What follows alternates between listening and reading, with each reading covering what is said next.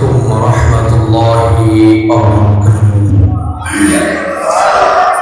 نحمده ونستعينه ونستغفره ونؤمن به ونتوكل عليه ونعوذ بالله من شرور أنفسنا ومن سيئات أعمالنا. من يهدي الله فلا مضل له ومن يضلل فلا هادي له. ونشهد أن لا إله إلا الله وحده لا شريك له. ونشهد أن سيدنا وحبيبنا ومولانا محمدا عبده ورسوله. فقد قال الله تعالى في كلامه المجيد وفي فرقانه الحميد. أعوذ بالله من الشيطان الرجيم. بسم الله الرحمن الرحيم. إن الله وملائكته يصلون على النبي يا أيها الذين آمنوا صلوا عليه وسلموا تسليما. اللهم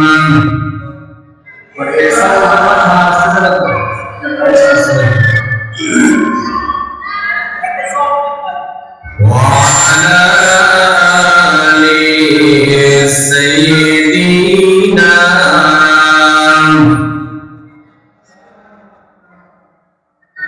আরো প্রাণ খুলে জবান ছেড়ে দিয়ে নবীর প্রতি মোহাব্বত করে আমরা সবাই জোরে জোরে পড়ি আল্লাহুম্মা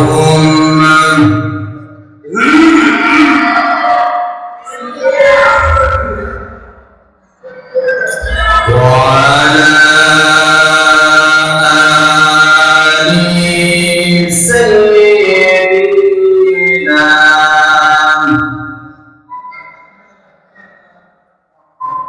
يا رسول الله حبيبي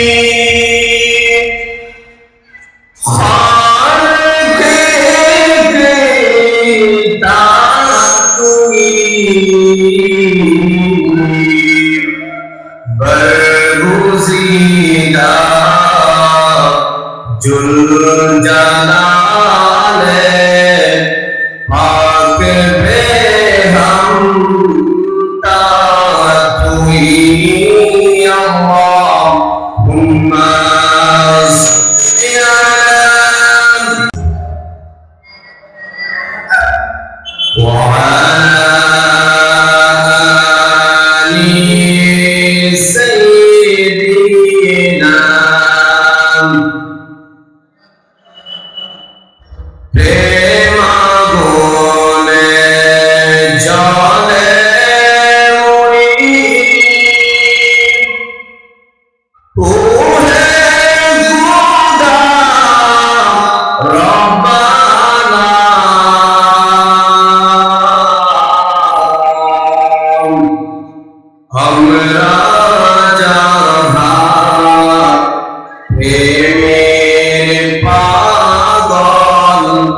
সে তো সোনার المدينة اللهم صل على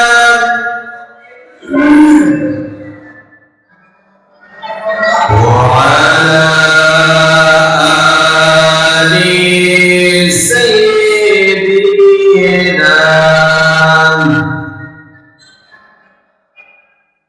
صلاة يا رسول الله عليكم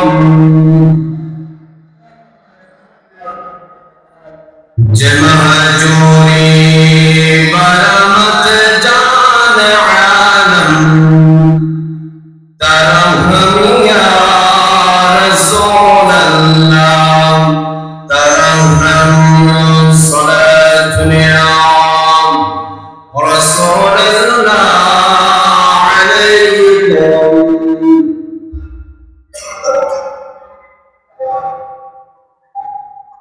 करना दिया कंदोरे मोने करना दिया बंदो करना दिया कंदोरे मोने करना दिया बंदो क्यों तो तुम्हारा अपने होबे ना ना ना ना जे जने होबे अपना से तुम्हें ना যে জনে হবে আপনা সেই তো মদিনা সালাতুয়া সালামুয়া মারহাবায়া মারহাবায়া রাহমাতাল লিল আলামিন আমরা একটু রাত গভীর হয়ে গিয়েছে আমরা একটু আল্লাহ জিকির করতে চাই আমাদেরকে রাজি আমরা সবাই একটু জিকির করি লা ইলাহা আরো জোরে লা ইলাহা লা ইলাহা লা ইলাহা লা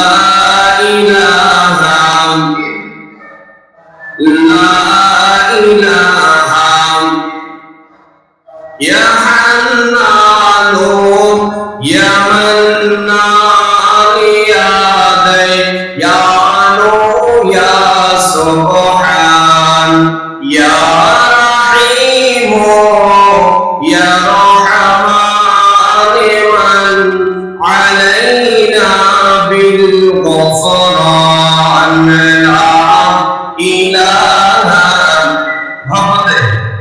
لا إله لا إله এই কালিমা মন বেচারা কাজে লাগবে মরণ বেলা এই কালিমা মন বেচারা কাজে লাগবে মরণ বেলা এই কালিমার রোশনীতে কবরে হবে উজালা লা ইলাহা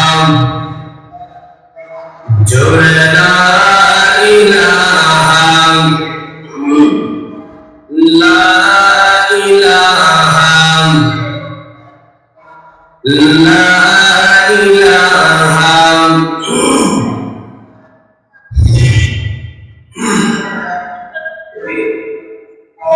আল্লাহ আল্লাহ আল্লাহ আল্লাহ জোরে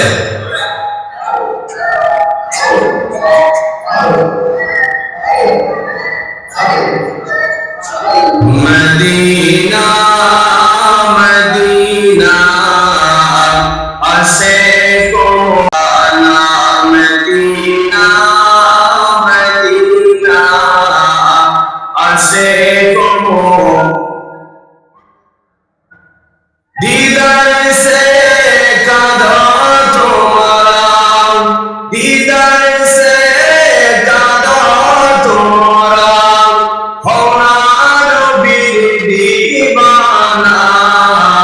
মদিনা মদিনা আসে গো মুমিনের ঠিকানা আল্লাহ আল্লাহ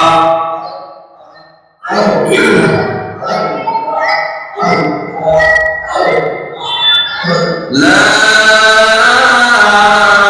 إله إلا الله محمد رسول الله صلى الله عليه وسلم الحمد لله আমি আলোচনা শুরু করার আগে আমি মাইকে বলবো একটু আপনার সাউন্ডটা ভালো করেন, ক্লিয়ার করেন। কিছুক্ষণ সময় আওয়াজটা আসে, আবার কিছুক্ষণ সময় আওয়াজটা কোথায় চলে যায়, এরকম হয়ে গেছে। এটা কিন্তু আমাদের আলোচনা ব্যাঘাত হবে। বাংলাদেশে সুপরিচিত একটি জেলা চট্টগ্রাম জেলা বাবুলিয়া থানাধীন Noman college road Mohammadnagar stadium সংলগ্ন মাঠে অনুষ্ঠিত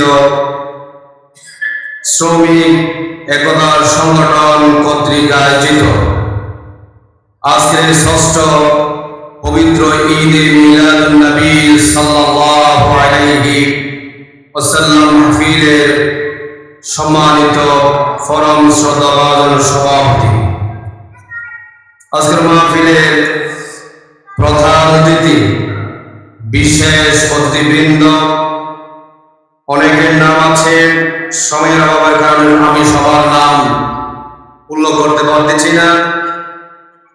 আমার পূর্বে কথা বলেছেন বিশিষ্ট আলেম, হাজারো আলেমের উস্তাদ, জামিয়া আহমদিয়া সুন্নিয়া কামিল মাদ্রাসার প্রধানকারী হযরতুল আল্লাহ মাওলানা কারি মুহাম্মদ আনোয়ারুল ইসলাম আল কাদরি সাহেব আতাআল্লাহু উমরা বারাকাল্লাহু ফি হায়াতি। আর কথা বলেছেন অত্র মাহফিলে মাওলানা মুহাম্মদ নিজামউদ্দিন চিশতি, কথা বলেছেন মাওলানা এইচ.এম. এনামুল হক ফারুকী সহ মঞ্চ উপবিষ্ট অসংখ্য ওলামায়ে কেরাম, মুরব্বিয়ানে আযম, পর্দার অন্তরালে আমার পর্দারসীন মা এবং বোনেরা, আলোচনার সুষমানন্দতে আনুষ্ঠানিকতার মধ্য দিয়ে আমার আবারও প্রাণ উজাড় করানো সালাম, আসসালামু আলাইকুম ওয়া রাহমাতুল্লাহি ওয়া বারাকাতুহু। আপনারা সবাই কেমন আছেন? আজকের মাহফিল হওয়াতে আপনারা খুশি না বেজার? খুশি হলে এত ছোট হওয়ার তো কথা নয়। আজকের মাহফিল হওয়াতে আপনারা খুশি না বেজার? এই তো এখন হয়েছে, আপনাদের আওয়াজ বোঝা যাচ্ছে। আজকের মাহফিল হওয়াতে আপনারা অবশ্যই খুশি ইনশাআল্লাহ। আল্লাহ পাক আজকের মাহফিলকে কবুল আর মঞ্জুর করুন। সবাই চিল্লায়ে পড়ি আমিন।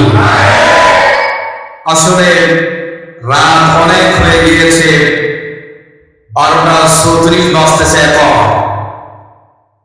আমি যত আলোচনা করছি, এত রাত করে আলোচনা করি নাই। এত রাত করে আলোচনা করলে একটা ক্ষতি হয়, ফজরের নামাজের ব্যাঘাত হয়ে যায়, ঠিক কি না? আমি মাহফিল কর্তৃপক্ষ বলবো আগামী বছর থেকে যদি আপনারা মাহফিল করেন 12টা সাড়ে 12টার মধ্যে সবগুলো শেষ করে দিতে হবে, যাতে করে মানুষ ঘুমাতে পারে, এরপরে যাতে করে ফজরের নামাজটা জামাতের সহিত আদায় করতে পারে। আর যদি আজকে যারা মাহফিলে উপস্থিত হয়েছেন, আপনারা আলোচনা শুনলেন রাত পরে, যদি ফজরের নামাজটা যদি কাজা হয়ে যায়, এই মাহফিলের কোনো দাম নেই। ঈমান আর নামাজের সাথে একেবারে ওতপ্রোতভাবে জড়িত। ঈমান আছে, আপনার উপরে সাথে সাথে নামাজ ফরজ হয়ে গিয়েছে, আর আপনার উপরে নামাজ ফরজ হয়ে গিয়েছে, কিন্তু ঈমান নেই, ওই নামাজ সারা বছর পরে কোনো লাভ নেই। এই জন্য আমাদেরকে সেদিকে লক্ষ্য রাখতে হবে। আজকে আমাকে মাহফিল কর্তৃপক্ষ একটা বিষয় ধরে দিয়েছে। নবী করিম সাল্লাল্লাহু আলাইহি ওয়াসাল্লামের জন্ম থেকে আমাদেরকে কথা বলার জন্য বলছে। যেহেতু আপনারা আপনাদের মাহফিলের নাম দিয়েছেন ঈদে মিলাদুন নবী, সুবহানাল্লাহ বলবেন না? ঈদে মিলাদুন নবী, ঈদ মানে হচ্ছে খুশি, ঈদ মানে কি? আর মিলাদুন নবী এর অর্থ হচ্ছে নবী করিম সাল্লাল্লাহু আলাইহি ওয়াসাল্লামের জন্ম বৃত্তান্ত। সুবহানাল্লাহ। সে আলোকে আমাকে বিষয় দেওয়া হয়েছে রাসূল পাক সাল্লাল্লাহু আলাইহি ওয়াসাল্লামের জন্ম থেকে আলোচনা করার জন্য বলা হয়েছে। রাসূলের আলোচনা শুরু করা যায়, শেষ করা যাবে না। আমার আপনার নবী, নবীকুলের সম্রাট মুহাম্মদুর রাসূলুল্লাহ সাল্লাল্লাহু আলাইহি ওয়াসাল্লাম, তার জীবনী সাগরের পানির সাথে তুলনা করা যায় না। যাবে? সাগরের পানি হয়তো একদিন শেষ হয়ে যাবে। আজ থেকে ১৫০০ বছর পর্যন্ত আপনার আমার নবীর এই জীবনের কথা বিভিন্ন ভাষাভাষী বিভিন্ন রাষ্ট্রের মধ্যে চলতেছে, আজ পর্যন্ত কেউ আলোচনা করে শেষ করতে পারেনি। আমরাও অল্প সময়ের মধ্যে যতটুকু করতে পারি আমরা মিলাদ সম্পর্কে আলোচনা করব। আপনারা আমাদের সময় দিয়ে বসে আমাকে সহযোগিতা করবেন তো? হাত তুলে বলেন, করবেন তো? নারে তাকবীর, নারে রিসালাত, নারে গাউসিয়া, আহলে সুন্নাত ওয়াল জামাআহ। আল্লাহ নবী করিম সাল্লাল্লাহু আলাইহি ওয়াসাল্লাম একেবারে শুরু থেকে না বললে আপনারা বুঝবেন না। এজন্য আমি একেবারে শুরু থেকে বলার জন্য চেষ্টা করতেছি। আমার আপনার নবী মুহাম্মদ সাল্লাল্লাহু আলাইহি ওয়াসাল্লামের পিতার নাম কি? সবাই বলতে পারতেছে না? আব্দুল্লাহ। সবাই বলেন আব্দুল্লাহ। মাতার নাম কি? আমেনা। সবাই জানি তো?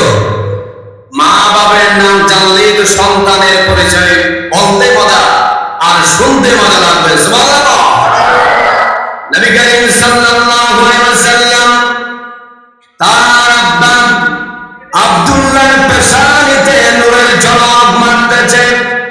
এই জন্য আরবের মহিলারা আব্দুল্লাহর জন্য পাগল হয়ে যেত। তার জন্য পাগল হয়ে যেত, আব্দুল্লাহর জন্য পাগল হয়ে যেত। আসলে আব্দুল্লাহর মাধ্যমে আল্লাহ রব্বুল আলামিন আমাদের গর্বে আমার আপনার নবী, নবীকুলের সম্রাট মুহাম্মদ রাসূলুল্লাহ সাল্লাল্লাহু আলাইহি ওয়াসাল্লামকে দান করবে আমার গর্বের মধ্যে। এই জন্য আল্লাহ রব্বুল আলামিন আব্দুল্লাহর পেশানিতে নূর দিয়া চাঁদকে দেখিয়ে দিয়েছেন। সুবহানাল্লাহ। আব্দুল্লাহর পেশানিতে যখন নূরের ঝলক মারতেছে তখন আরবের মহিলারা তার জন্য পাগল হয়ে যেত। সাথে সাথে আমার আপনার নবী, নবী মুহাম্মদ রাসূলুল্লাহ সাল্লাল্লাহু আলাইহি ওয়াসাল্লামের দাদা আব্দুল মুত্তালিব তার বিবাহের ব্যবস্থা করবেন না। বিবাহ হয়ে গেল মা আমেনার সাথে। বিবাহ হয়ে যাওয়ার পরে মা আমেনা চিন্তা করতেছে তার স্বামীকে অনেক সুন্দর লাগতেছে। তার স্বামীকে সুন্দর লাগতেছে। যখন কোন মহিলার স্বামীকে যখন সুন্দর লাগে তখন স্ত্রী থেকে কতই না ভালো লাগে। সুবহানাল্লাহ বলবেন না? ভালো লাগে কি না? স্বামীকে যখন সুন্দর লাগে স্ত্রীর ভালো লাগে। যখন স্ত্রীকে সুন্দর লাগে স্বামীর ভালো লাগে। আল্লাহু আকবার। আর আমাদের দেশে অনেক স্ত্রীরা আছে সাজে নিজের স্বামীকে দেখানোর জন্য নয়, তারা সাজে বাহিরের মানুষকে দেখানোর জন্য। নাউজুবিল্লাহ। আমাদের মা বোনেরা যারা মহিলা ব্যান্ডেরা আছে, আপনারা আমার কথায় কেউ মনে করেন মনে কষ্ট আনবেন না। কথার প্রসঙ্গ বলতে হচ্ছে সব মহিলা তো সমান নয়। আপনার আমার নবী মুহাম্মদ সাল্লাল্লাহু আলাইহি ওয়াসাল্লাম তার বাবার চেহারার মধ্যে যখন নূরের ঝলক মারতেছে, সাথে সাথে তার মা আমেনা স্বামীকে দেখে অনেক ভালো লাগছে, এই জন্য তার স্বামীকে জড়িয়ে ধরে একটা কপালের মধ্যে চুমু দিয়েছিলেন। সুবহানাল্লাহ। আমাদের দেশের মহিলারা বাহিরে লোকদেরকে দেখার জন্য সাজে, স্বামীর সামনে সাজে না। যার সামনে সুন্দর করে সাজিয়ে দেখার কথা সেখানে তারা সাজগোজ করে না। আমরা দেখি যখন আমার অনেক মা বোনেরা আছে, তারা যখন মার্কেটে যায় সুন্দর করে সাজগোজ করে যায়, এখান থেকে বোঝা যায় আমার মা বোনেরা অনেকে আছে তার স্বামীকে দেখানোর জন্য সাজে না, তারা সাজে ফর পুরুষকে দেখানোর জন্য তারা সাজগোজ করে। নাউজুবিল্লাহ বলবেন না? হযরত আমেনা তার স্বামীকে একটা কি দিলাম, চুমু দিলাম। আমেনা বলতেছে, যখন আমার প্রাণ প্রিয় স্বামী আব্দুল্লাহ বাহির থেকে যখন আমার ঘরের মধ্যে ঢুকে যেতেন, আমার ঘরটা আব্দুল্লাহ ঢুকার আগে পুরো অন্ধকার থাকতো। কি থাকতো? পুরো অন্ধকার থাকতো। যখন আব্দুল্লাহ আমার ঘরের মধ্যে যখন প্রবেশ করতো, সাথে সাথে আমার ওই অন্ধকার ঘরটা নূরে আলোকিত হয়ে যেত।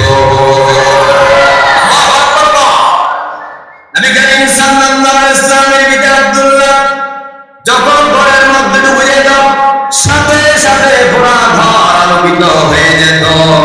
এরপরে তাদের সংসার হলো, গভীর সম্পর্ক হলো।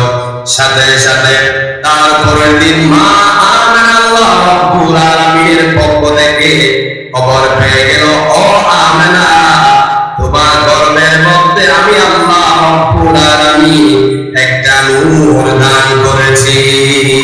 সুবহানাল্লাহ। আমেনার গর্ভে যখন নূর এসেছে, আমেনার সাথে সাথে খুশিয়ে তিনি আনন্দ পরিত হয়ে গেল, আনন্দে তিনি ভরে গেল। সাথে সাথে আমেনা কি করলো? কোন মহিলা যখন গর্ভের মধ্যে সন্তান আছে, ওই মহিলা খুশি হয় নাকি বেজার হয়? আল্লাহ যেতে হবে, খুশি হয় নাকি বেজার হয়? খুশি হয়। মা আমেনার গর্ভে যখন সন্তান এসেছে, সাথে সাথে আমেনা আল্লাহ রাব্বুল আলামিনের কাছে একটা ওয়াদা দিয়ে ফেলেছে, ও আল্লাহ, আমার গর্ভের মধ্যে সন্তান এসেছে, এই জন্য আমি আমেনা 2 রাকাত শুকরিয়ার নামাজ পড়ব। সুবহানাল্লাহ। আমার মা বোনেদের অনেকেও আছে, তাদের গর্ভে যখন সন্তান আছে তখন অনেক কিছু মান্যত করে কিনা। অবশ্যই অনেকে মান্যত করে, কি বলে, একটা মাদ্রাসা, ছেলেদেরকে আমি কি খাওয়াবো, খানা খাওয়াবো। অনেকে আবার চিন্তা করে একটা বড় সদকা করে দেব। অনেকে আবার মান্যত করে ফকির মিসকিনদেরকে আমি খানা খাওয়াবো, যেন আল্লাহ রাব্বুল আলামিন আমার এই গর্ভের সন্তানকে 10 মাস 10 দিন পর্যন্ত আমার পেটের মধ্যে রাখার সেই ধৈর্য দান করে। সুবহানাল্লাহ। এখান থেকে যদি বিষয়টা না ধরি আপনারা বুঝবেন না, এই জন্য আমি একবার শুরু থেকে ধরে যাচ্ছি, ক্লিয়ার করে শুনবেন।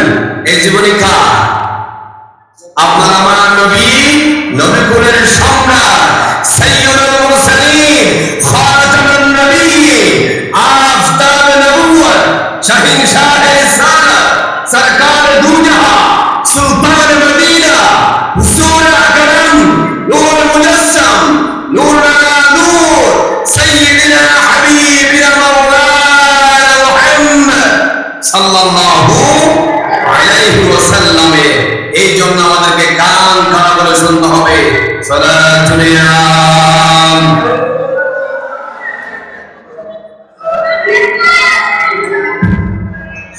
দুজাহানে কি যে হবে আমার পরিচয়, দুজাহানে কি যে হবে আমার পরিচয়, প্রিয় নবীর গোলামি ছাড়া অন্য কিছুই নয়। প্রিয় নবীর গোলামে ছাড়া অন্য কিছুই নাই। নবীর উম্মতে পরিচয় দাও সকল সফিনা, নবীর উম্মত পরিচয় দাও সকল সফিনা। বনের সিংহ পদ কালে নেই কোনো ভাবনা, ইহ পর জগতে যাহার জন্য বিজয় হয়, ইহ পর জগতে যাহার জন্য বিজয় হয়। প্রিয় নবীর গোলামি ছাড়া অন্য কিছুই নাই, প্রিয় নবীর গোলামি ছাড়া অন্য কিছুই নাই। কথা বলতেছিলাম আমার গর্ভের সন্তান আল্লাহ আলামিনের পক্ষ থেকে খবর পেয়েছে, তার গর্ভের মধ্যে আল্লাহ আলামিন একটা নূর দান করেছে। সাথে সাথে আল্লাহ আলামিনের কাছে একটা ওয়াদা দিল, আমি মক্কা মুকাররমায় গিয়ে 2 রাকাত শুকরিয়ার নামাজ আদায় করব। কয় রাকাত? আমরা চলে এলাম মক্কার মধ্যে, চলে এলাম 2 রাকাত নামাজ আদায় যখন শেষ হলো, সালাম যখন ফিরালো, দেখা যাচ্ছে অনেক দূরে একটা হরিণ আর একটা বাঘের মধ্যে দেখা যাচ্ছে। সুবহানাল্লাহ, একটা বাঘ আর একটা কি হরিণ। যেমনে একটা বাঘের সামনে যে কোনো প্রাণী যেতে পারে না, গিলে বিপদ আছে না? নেই, আছে। কিন্তু দেখা যাচ্ছে একটা হরিণ আর বাঘের মধ্যে বন্ধুত্ব। এবার আমরা চিন্তা করেছে একটা বাঘের সামনে হরিণ, এটা কি রকম বাঘ, আর হরিণকে কাটছে না। আমরা মনে মনে একটা কল্পনা করতেছে। কি করতেছে? কল্পনা করতেছে। এবার আমরা ওই বাঘ দেখে বললাম যে কার সাথে সাথে ওই বাঘ আমার দিকে দৌড়াচ্ছে। আল্লাহু আকবার। সামনে যখন আসতেছে আমরা ভয় পেয়ে সামনে দৌড়াচ্ছে, বাঘ পিছনে পিছনে হাঁটতেছে আমাকে ধরার জন্য। কাকে ধরার জন্য? আমাকে ধরার জন্য। আমেনা ভয় পেয়ে তিনি দৌড়াচ্ছিলেন, ওই বাঘ সাথে সাথে যখন আমাকে ধরতে পারতেছে না, সাথে সাথে ওই বাঘটা আল্লাহর আলামিনের দিকে তাকিয়ে আছে। আল্লাহু আকবার। আমরা চিন্তা করলাম পিছনে দেখা যাচ্ছে ওই বাঘটা আমার দিকে না আসে, আল্লাহ রাব্বুল আলামিনের কাছে কি চাই? আল্লাহু আকবার। আমরা মনে মনে চিন্তা করতেছে, মনে হয় ওই বাঘটা আল্লাহ রাব্বুল আলামিনের কাছে জবান ভিক্ষা চাচ্ছে। সুবহানাল্লাহ। আল্লাহ চাইলে বাঘকে জবান দিতে পারে কিনা? অবশ্যই। আল্লাহর একটা নাম হচ্ছে সুবহান। কি নাম? সুবহান মানে হচ্ছে যিনি অসম্ভবকে সম্ভব করতে পারেন, তিনি হচ্ছে আমার আল্লাহ। জোরে বলেন না সুবহানাল্লাহ। আল্লাহ রাব্বুল আলামিনের কাছে বাঘটা চাচ্ছে, জবান ভিক্ষা চাচ্ছে। আল্লাহ রাব্বুল আলামিন সাথে সাথে ওই বাঘকে জবান দিয়ে দিয়েছে। বাঘটা ডাক দিল, আমেনা তুমি দাঁড়াও। আল্লাহু আকবার। আমেনাকে ডাক দিয়ে বলছে, ও আমেনা তুমি দাঁড়াও, আমি তোমাকে কোনো ক্ষতি করব না, তোমার সৌন্দর্য আমি দেখে তোমার কাছে আসতে চাচ্ছি না। আমি আল্লাহ রাব্বুল আলামিনের পক্ষ থেকে খবর পেয়েছি, ও আমেনা তোমার গর্ভের বাবা একজন মহান মানুষ একটা নূর দান করেছে। আমি খবর পেয়েছি, ও আমেনা তোমাকে আমি ক্ষতি করব না, তোমার পা 2টা বিছিয়ে দাও, ওই 2 পায়ের মধ্যে আমি একটা সালাম বিনিময় করব। কিন্তু মানুষ আমার নবীকে চিনতে পারে নাই। আমার নবীকে চিনতে পেরেছে একটা প্রাণী। আল্লাহু আকবার। এরপরে আমার পায়ের মধ্যে সালাম বিনিময় করতেছে, আসসালাতু ওয়াসসালামু আলাইকা ইয়া রাসূলুল্লাহ, আসসালাতু ওয়াসসালামু আলাইকা ইয়া হাবিব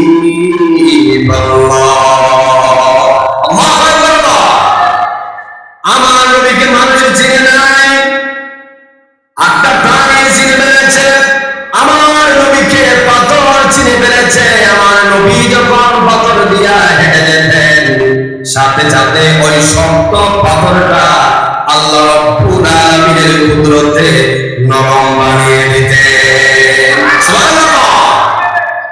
সে নবী এখন কোথায়? গর্বে। তার গর্বে, মা আমেনার গর্বে নামাজ পড়ে চলে আসলো আশার মধ্যে। আশা করে বলে আমেনা তার সন্তান নিয়ে ঘরের মধ্যে ঢুকার সাথে সাথে ওই ঘরটা, অন্ধকার ঘরটা আবার আলোকিত হয়ে গিয়েছে। আল্লাহু আকবার। এরপরে আমার নবীর বয়স পেটের মধ্যে 4 মাস। কয় মাস? 4 মাস হয়ে গেল। আমার নবীর পিতা আব্দুল্লাহ তিনি ব্যবসার উদ্দেশ্যে এক জায়গায় চলে গেলেন। সেখান থেকে খবর এলো আব্দুল্লাহ দুনিয়ার জমিন থেকে বিদায় হয়ে গিয়েছে। অসুস্থ হয়ে তিনি যে ব্যবসার কারণে গিয়েছে সেখানে তিনি দুনিয়ার জমিন থেকে বিদায় হয়ে গিয়েছে। আল্লাহু আকবার। এবার আমার চোখের মধ্যে পানি, আমার ঘরের মধ্যে সন্তান আসলো। আজকে আমার কানের মধ্যে খবর আসলো আমার সন্তানের বাবা দুনিয়ার জমিন থেকে বিদায় হয়ে গিয়েছে। আমার এই সন্তান দুনিয়ায় আসার পরে ওই বাবা বাবা বলে কাকে ডাকবে, এই জন্য আমেনা পেরেশানিতে কান্নায় ভেঙে পড়েছে। আল্লাহু আকবার। এরপরে আমেনা তো ভেঙে পড়েছে। আপনার আমার নবী মুহাম্মদ সাল্লাল্লাহু আলাইহি ওয়াসাল্লাম দুনিয়ার জমিনে আসবে, এর আগে আল্লাহ রাব্বুল আলামিনের পক্ষ থেকে জান্নাতে নারীরা কবর পেয়েছে। হযরতে মা হাওয়া তিনিও কবর পেয়েছে। আমানাকে দেখতে আসলো। আমেনা দেখার পরে বলছে, তুমি কে, কোন মহিলা? মা হাওয়া বলছে, আমি হাওয়া, আদম আলাইহিস সালাতু ওয়াস সালামের স্ত্রী। আমি এমনি এমনি আসি নাই, আল্লাহ রাব্বুল আলামিনের পক্ষ থেকে আমি খবর পেয়েছি। ও আমেনা, তোমার গর্ভের মধ্যে আল্লাহ পাক একটা নূর দান করেছেন। সুবহানাল্লাহ। এরপরে হযরত আসিয়া, ফেরাউনের স্ত্রীর নাম কি? হযরত আসিয়া। আসিয়া হচ্ছে জান্নাতি মহিলা, আর ফেরাউন হচ্ছে ওই কাফের। কি কাফের? আর ফেরাউনের স্ত্রী হযরত আসিয়া একজন জান্নাতি মহিলা। সুবহানাল্লাহ। ওই ঘটনা একটু না বলবেন। হযরত আসিয়া তার অনেক নির্যাতন করত। তিনি ইমানের ছিলেন। একদিন তিনি মাথায় শিরুনি দিয়ে মাথায় আশ্রয়ের পরে যখন শিরুনিটা নিচে পড়ে গেল, তার থেকে হযরত আসিয়া থেকে সাথে সাথে আল্লাহর নামে ওই শিরুনিটা যখন তুলল, ফেরাউনের দাসী শুনে ফেলল। ফেরাউনের দাসী যখন শুনল, সাথে সাথে ফেরাউনকে বলছে, আমাদের রব হলো ফেরাউন। ও ফেরাউনের স্ত্রী, আমার কাকিমা, আপনি কোন রবের কথা বললেন? আমি ফেরাউন চাচাকে বলে দিব। নাউজুবিল্লাহ। ফেরাউনকে বলেন, ফেরাউন নির্যাতন করেছে। আসিয়াকে নির্যাতন করতে করতে তার সন্তান পর্যন্ত, আসিয়ার যে সন্তানগুলো ছিল, ফেরাউন বলছে সন্তানগুলো আমি তেলের ডেক্সির মধ্যে তোমার একটা একটা সন্তান করে ফেলবো। তুমি আমি ফেরাউনকে রব বলে স্বীকৃতি দাও। নাউজুবিল্লাহ। আসিয়া তো দিল না। আসিয়া বলছে, তোমার আমার একজন রব, তিনি হচ্ছে আমার আল্লাহ। জোরে বলেন না সুবহানাল্লাহ। এখন ফেরাউন বারবার বলতেছে, আসিয়া তুমি আমার উপরে ঈমান আনো, আমাকে তোমার রব বলে স্বীকৃতি দাও। তখন বলছে, ও ফেরাউন আমার স্বামী, তোমাকে আমি রব বলে স্বীকৃতি দিতে পারি না। আমার একজন রব আছে, তিনি হলেন আমার আল্লাহ। তোমাকে আমার মৃত্যু পর্যন্ত যদি তুমি আমাকে নির্যাতন করো, আমি আসিয়া তোমাকে রব বলে ঘোষণা দিতে পারি না। আল্লাহু আকবার। এরপরে আসিয়ার একটা সন্তান ছেলের মধ্যে ফেলে দিল, ফুটে যাচ্ছে। সাথে সাথে আরেকটা ফেলে দিল, পুড়ে যাচ্ছে। আরেকটা ফেলে দিল, পুড়ে যাচ্ছে। আরেকটা আসিয়ার সন্তান ছিল কুলের মধ্যে। কোথায়? কুলের মধ্যে। যখন একটা মায়ের সামনে তার প্রত্যেকটা সন্তানকে যখন তেলের ডেক্সির মধ্যে দিয়ে যখন মারতেছে, ওই মায়ের ফরাম কি সেটা সহ্য করতে পারে? আরে সে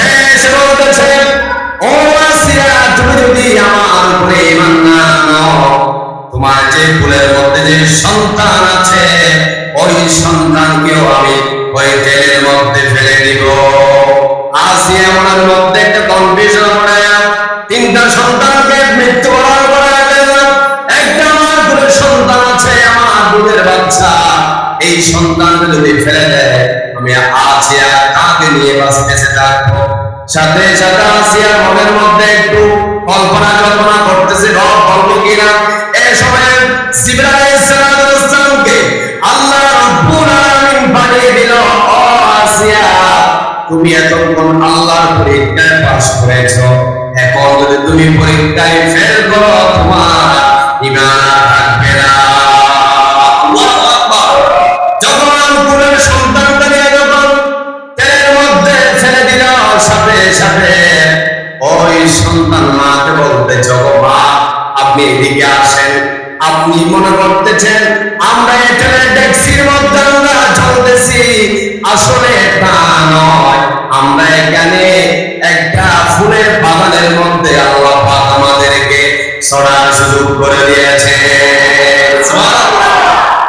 আল্লাহ পাকের পরীক্ষায় হযরতে আসিয়া পাস করে ফেলেছে। কি করে ফেলেছে? পাস করে ফেলেছে। সেই নবী মুহাম্মদ সাল্লাল্লাহু আলাইহি ওয়াসাল্লামকে তার আমিনার গর্ভে ওই সন্তান তাকে দেখার জন্য গিয়েছেন হযরত আসিয়া। যদি বলেন না সুবহানাল্লাহ। অসংখ্য জান্নাতি মহিলারা গিয়ে হযরত মারিয়াম আলাইহিস সালাম গিয়েছিলেন, অসংখ্য লোকেরা গিয়েছেন দেখার জন্য। খবরটা পেয়েছে কার পক্ষ থেকে? খবরটা পেয়েছে কার পক্ষ থেকে? মনে হয় জীবনে এসেছে সালাতুল ইলাম।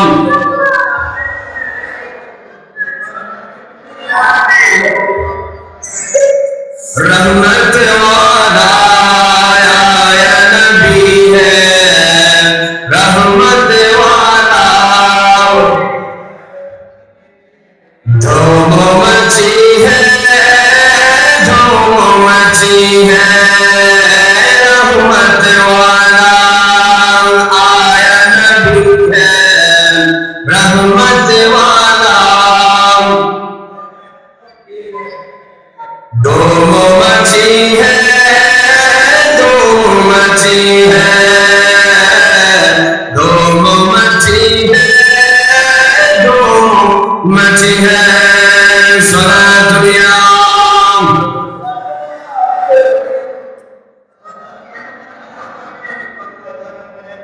আমার নবী দুনিয়ার জমিনে আগমন করবে 10 মাস 10 দিন হয়ে গেল। ওই দিন 10 মাস 10 দিন হয়ে গেল। 570 খ্রিস্টাব্দে রবিউল আউয়ালের 12 তারিখে সুবহে সাদেকের সময় আপনার আমার নবী নবীকুলের সম্রাট মুহাম্মদুর রাসূলুল্লাহ সাল্লাল্লাহু আলাইহি ওয়াসাল্লামকে দুনিয়ায় আগমন করালেন। সুবহানাল্লাহ।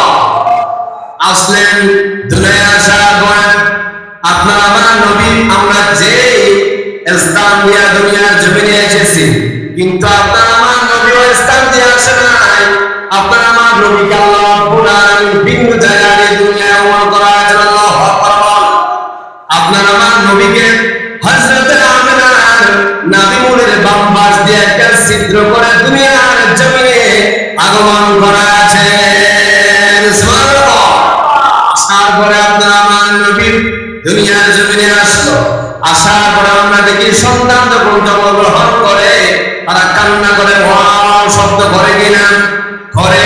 কিন্তু আপনার আমার নবী মুহাম্মদুর রাসূলুল্লাহ সাল্লাল্লাহু আলাইহি ওয়াসাল্লাম আসার পরে তিনি সিজদায় পড়ে গেলেন। আল্লাহু আকবার। সিজদায় পড়ে যাওয়ার পরে কি বলতেছে? আমরা চিন্তা করতেছে সন্তান হলে সন্তানরা তো কান্না আওয়াজ করে, আমার এই সন্তান গুনগুন করে কি বলে? আমেনা তার ওই মুখের সামনে কান্না নিয়ে দেখলো আপনার আমার নবী কিছুই বলতেছে না, শুধু বলতেছে ইয়া উম্মতি ইয়া উম্মতি ইয়া উম্মতি।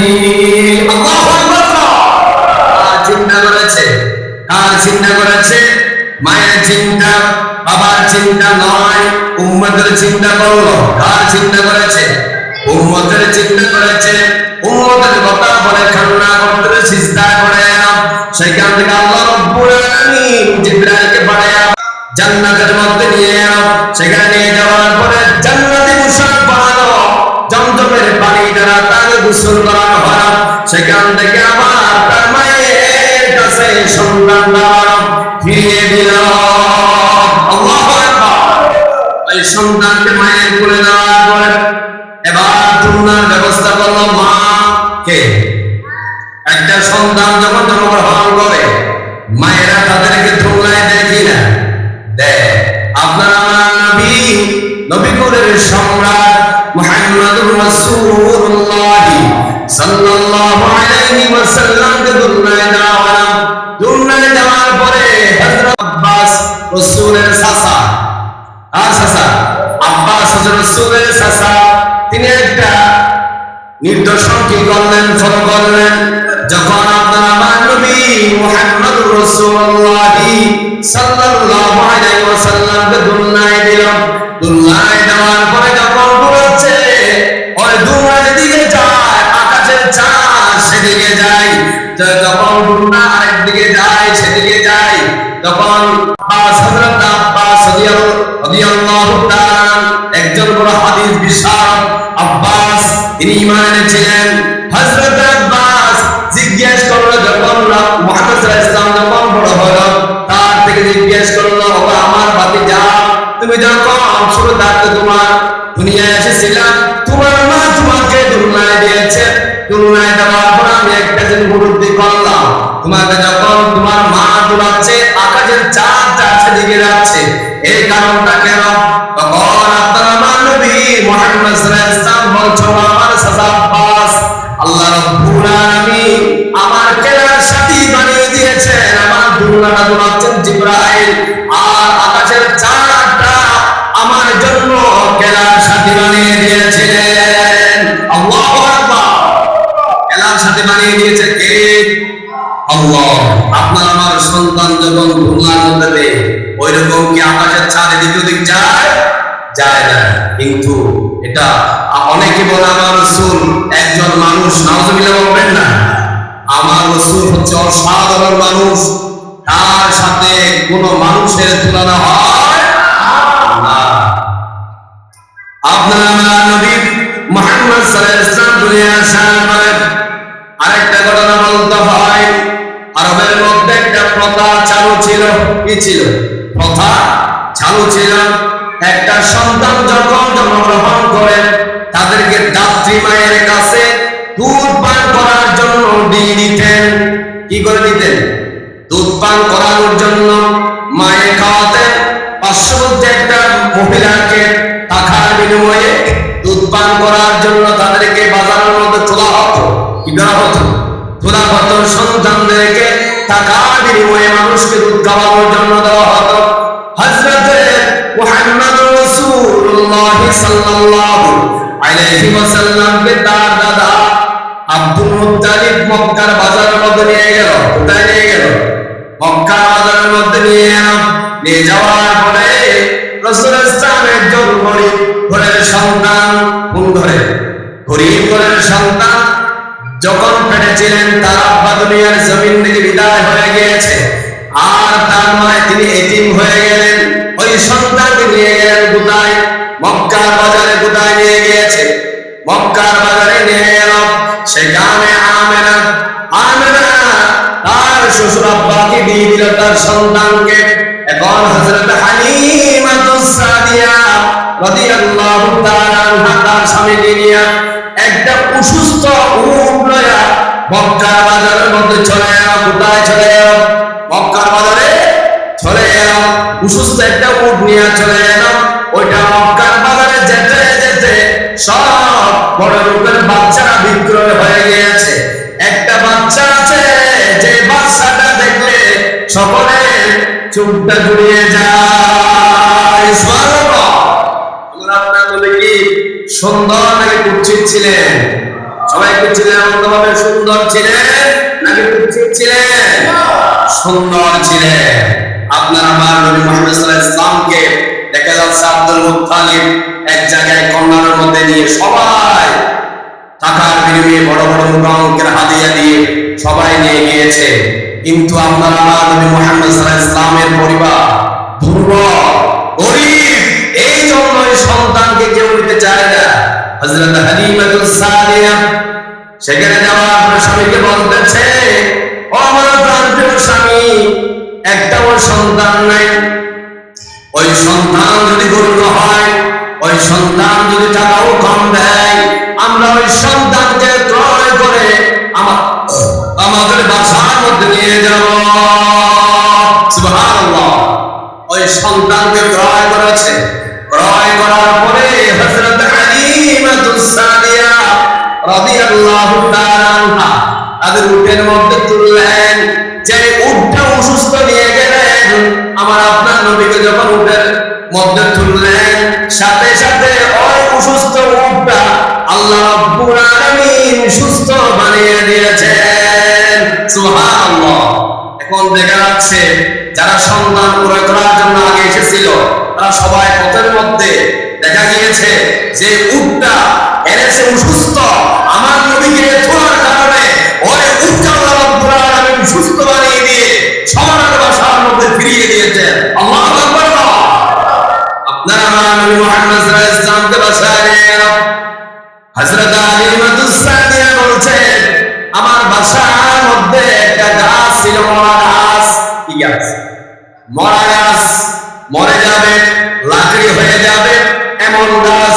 মুহাম্মদ সাল্লাল্লাহু আলাইহি ওয়াসাল্লাম যখন আমার বাসার মধ্যে ঢুকলেন, ওই দিন থেকে আমার ওই মরা গাছটা জীবিত হওয়া শুরু করে দিল। আল্লাহু আকবার। দেখেন রাসূলুল্লাহ ইসলামের বরকত যেখানে যায় সেখানে বরকত যিনি নাযিল করে দেয়, তিনি কে? তিনি কে? আল্লাহ। রাসূলুল্লাহ ইসলাম অনেক ঘটনা, সবগুলো বলতে গেলে আমরা সামনে আগাতে পারবো না। এই জন্য তিনি তাকে দুধ পান করালেন। 2 বছর করানোর পরও হযরত মা আমিনার কাছে চলে গেল।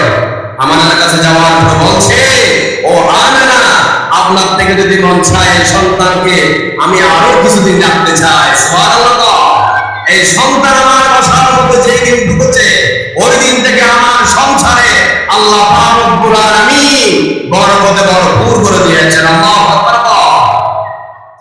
আপনার আমার নবী মুহাম্মদ সাল্লাল্লাহু আলাইহি ওয়াসাল্লামের বয়স যখন 6 বছর হলো, ওই বছর 6 বছর হয়ে গেল, সাথে সাথে আল্লাহ রাব্বুল আলামিন তার মা হযরত আমিনাকে দুনিয়ার জমিন থেকে নিয়ে গেলেন।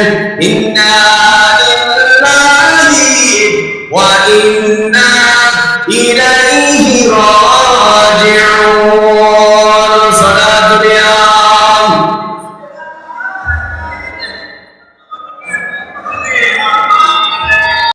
আমার নবীর আম্মাকে নিয়ে গেলেন। নিয়ে যাওয়ার পরে আমার নবীর দায়িত্ব যিনি নিয়েছেন তার দাদা আব্দুল মুত্তালিব। কে? আব্দুল মুত্তালিব নিয়ে এল। আব্দুল মুত্তালিব তাকে লালন পালন করেছেন। লালন পালন করতে করতে 8 বছর হয়ে গেল। ওই বছর 8 বছর হয়ে গেল। 8 বছর যখন হলো, তখন আব্দুল মুত্তালিব শরীরের মধ্যে একটু আক্রান্ত হয়ে গেল। আব্দুল মুত্তালিবের মনে মনে ভয় হচ্ছে, আমি আর বেশি দিন বাঁচবো না। আমার এই নাতির দায়িত্ব আমার কোন সন্তানকে দিলে আমার এই এতিম নাতি কার কাছে নিরাপদ থাকবে? সুবহানাল্লাহ। আব্দুল মুত্তালিব সব সন্তানদেরকে ডাক দিলাম, সব সন্তানদেরকে ডাক দিলাম। ডাক দেওয়ার পর বলছে, আমি তো দুনিয়ার জমিন থেকে বিদায় হয়ে যাব। আমার এই নাতি তার সুরদাতে পেটে ডাকতে তার বাবা চলে গিয়েছে। যখন 6 বছর হলো তার মা চলে গিয়েছে। আমি দাদা তাকে 2 বছর লালন পালন করেছি। আমার এই নাতি, আমার মনে হচ্ছে আমিও বেশি দিন বাঁচবো না। আমার এই নাতিকে তোমরা লালন পালন করতে পারবা, দেখে শুনে রাখতে পারবা। সবাই বলছে, আব্বা আমি পারবো, আব্বা আমি পারবো। বাবা যখন একটা সন্তানের কাছে সন্তান কি না বলে? কোন সন্তান কি না বলবে? কেউ বলবে না না বাবার কথা মতো বলবা, আব্বা আমি নিব, আব্বা আমি নিব। সবাই বলছে মুহাম্মদ সাল্লাল্লাহু আলাইহি ওয়াসাল্লামের দায়িত্ব নেওয়ার জন্য। আবু জেহেল, আবু লাহাব সবাই বলছে আব্বা আমরা নিতে পারবো। আল্লাহু আকবার। আর নাতিটা কোন সন্তানের কাছে নিরাপদ থাকবে একমাত্র জানবে তার বাবা। সুবহানাল্লাহ। বলছে আমার সন্তান সবাই যেন আমার জন্য পাগল হয়ে গিয়েছো, আমার এই সন্তানের, আমার এই নাতি মুহাম্মদ সাল্লাল্লাহু আলাইহি ওয়াসাল্লামের দায়িত্বটা আমার সন্তান আবু তালেবকে দিতে চাই। সুবহানাল্লাহ। রাসূলের দায়িত্ব দিয়েছেন চাচা আবু তালেব। চাচা আবু তালেব এই দায়িত্বটা নিলেন।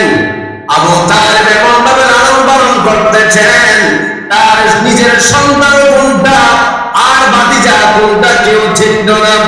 আবু তালেব এমন ভাবে মুহাম্মদ সাল্লাল্লাহু আলাইহি ওয়াসাল্লামকে লালন পালন করতেছেন, তার সন্তান থেকে আরো বেশি দেখতে পারতেন। সুবহানাল্লাহ। এইভাবে লালন পালন করতেছেন।